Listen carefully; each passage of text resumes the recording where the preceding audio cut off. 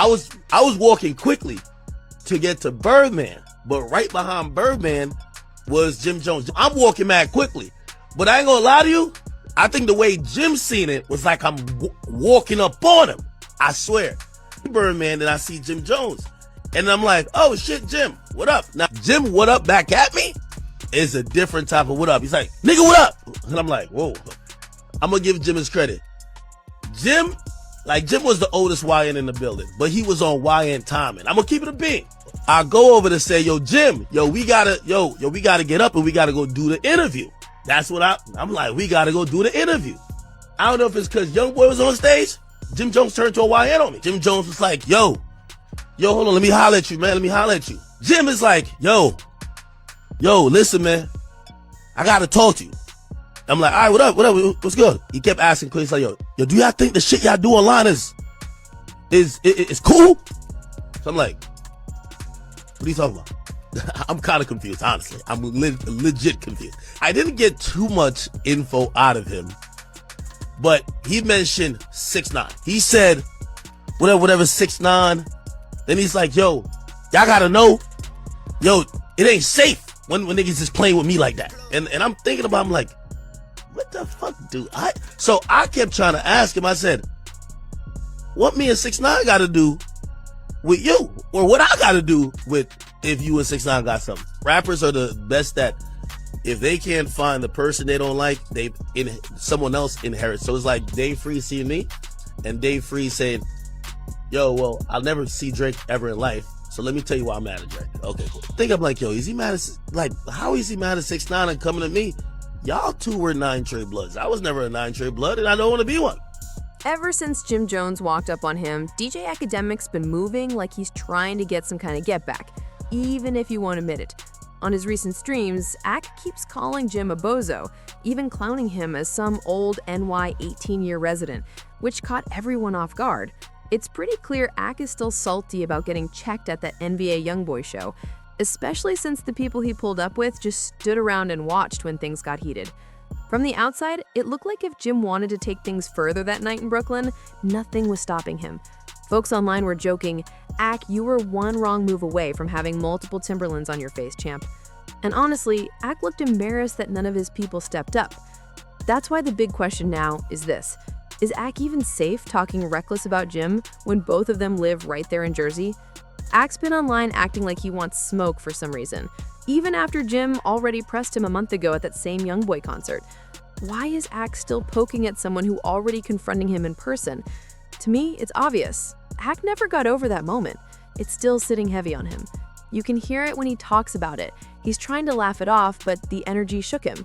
Jim told him clear as day, if I wanted it to go left, it would have gone left. And Ak's been dragging that around ever since. He mentioned it on his stream and later on Vlad TV. But the stream is where he slept, acting confused like he doesn't even remember how this whole thing started. But deep down, he remembers every second, and it still irritates him. Now he wants some type of revenge, so he's jumping into any angle that makes him look bold, calling Jimmy a grown man stuck in a second childhood, echoing the fans who dragged Jim after he tried comparing his catalog to Nas. People felt like he disrespected Nas's legacy and was reaching too far. And then Max B coming home reopened an old wound. Everybody knows Max and Jimmy had issues over that Bird Gang contract Max didn't like. Max even started wilding back then, saying he'd been with Jim's girl Chrissy, turning the whole situation into a circus. Ak sees all this bubbling again and is trying to place himself right in the middle like it's his moment. Max was talking crazy back then, saying he slept with Chrissy, saying she touched it in Miami. He even took it to an extreme, threatening Jimmy's son, who was just a kid in 2008. That flipped everything into chaos. Then he dropped Pootie and the beef exploded. Max and Jimmy stayed at odds until Max squashed it while locked up, but even now, the cultural tension still lingers. These days, it feels like everyone is quick to side with whoever opposes Jim, except Ak, and that's his whole problem. Akademiks keeps trying to win, but he ends up making himself look worse every time because of his own moves. You can't talk to a 15-year-old kid the way he did on stream and expect people to ride for you afterward. That moment had folks looking at him sideways instantly. He already irritated a lot of people, and every new outburst keeps digging the hole deeper. Even if he tried to align with Jimmy out of nowhere, people would still lean toward Jim simply because Ak has burned too many bridges. When it comes to Ak, 6ix9ine, and Wack 100, people choose sides very carefully, and Ak is the one most folks avoid. Now Ak is stepping it up, calling Jimmy a rat and throwing all these labels at him like he's trying to score internet points. But the real question is simple. Where was all that energy when he saw Jim in person? Not one of those words came out of his mouth. He stood there calm, respectful, making sure he didn't walk out of that venue looking like Ja Rule after that Brandy show in Brooklyn. If that Young Boy event had gone even a little sideways, Ak could have faced the same fate, and he knows Jim has history in that arena. So why is Ak suddenly yelling now? Simple. Because that liquid courage kicked in. Straight Hennessy privilege. He hopped on stream acting bold, calling Jimmy old, saying he needs to wise up, and claiming a man pushing 50 shouldn't be moving like that. He's out here lecturing Jimmy even though he didn't have any of that smoke face to face. Now he's back home, safe behind his mic, shouting into it like he's the tough guy in the situation. Are New York City gentlemen in their 40s and 50s having, I won't even call it a midlife crisis, but they're literally having this almost stunted development? All the 50-year-old men who were gangsters and cool dudes back in the day seem to have the most childish ideals. They're all dressing like they're YNs, acting as if they are children, and they're still playing the same childish games as if they were 14 and 15. Now, Jim Jones, who we all know, he is what we call a senior citizen. We just have to be honest. Jim Jones is someone living out a fifth childhood, and it's okay. I don't necessarily mind the drip. I just would hope he would use some Beijing, because I think the gray hair peppered around the tight jeans and muscle shirts throws me off. That's it. Other than that, I like Jim Jones not only for his music. I like the fact that Jim Jones is showing that no matter how old you are, he's always fit in shape. And even though he might need to work out the legs, he's in the gym all the time, obviously, right? And I actually do like that, right? Now, one person I thought I wouldn't be adding to this list is Fabulous. Now, Fabulous is one of those guys, I've always said I've listened to Fabulous music for over 10 years, and I don't know one thing about this. He got all the punchlines, for everything, but I've never thought his music was a great reflection of giving me an insight into his world, and maybe I've just listened differently than other people. But Fabulous is also one of those people that when I see him on Instagram, I kind of be like, yo, is he trying to dress like a YN too? I can't tell. Now, I like Fabulous. You know what I mean? Fabulous is always at a point in New York City history, he was to me, the coolest guy. He was always seen as the coolest guy from New York, right? However, I just want to, let me see, how old is Fabulous? Fabulous is 48 years old.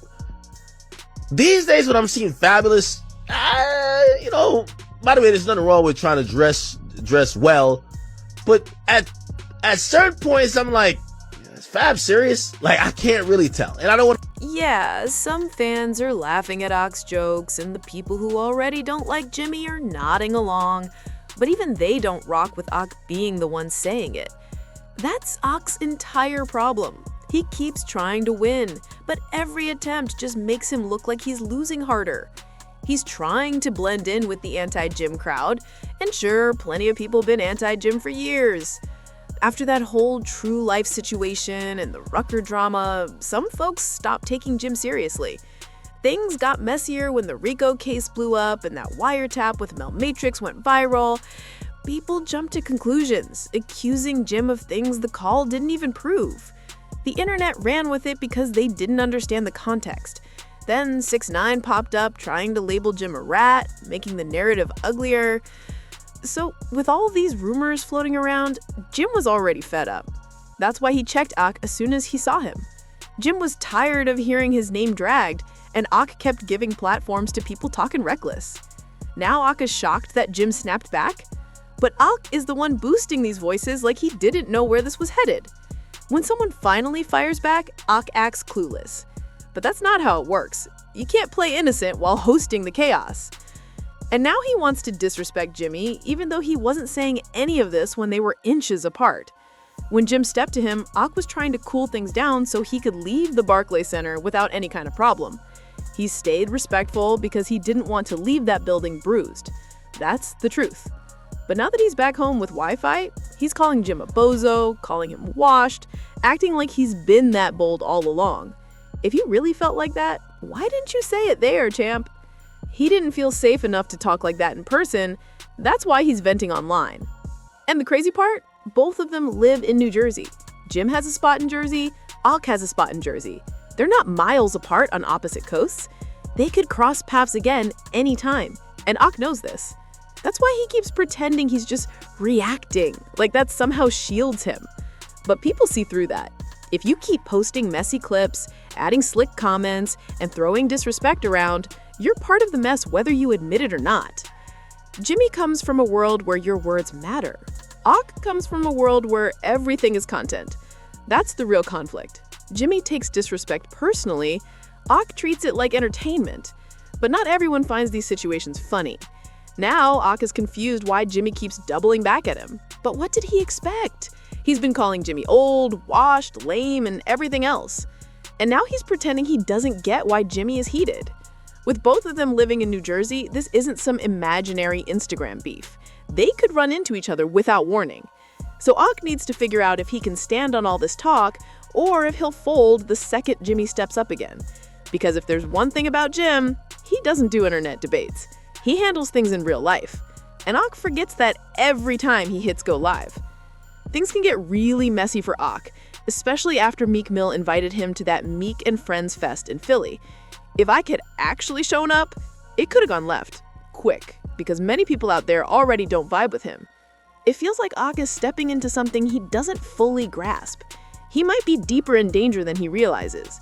Yeah, he's cool with some artists who have connections, but Ak himself isn't from that world, and he keeps amplifying stories that clash with the code some people stand on. When you push narratives that hit people's reputations or affect their real life standing, someone is eventually going to react. And when they do, it won't be cute. But what do you think happens next for Ak? Is he creating a situation he can't walk back from? Is he pushing it too far? Drop your thoughts in the comments because this whole thing is getting out of control. Before you leave, hit subscribe on DripZen, share this video, drop a comment, and smack that like button.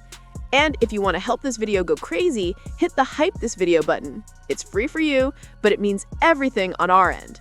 Thank you.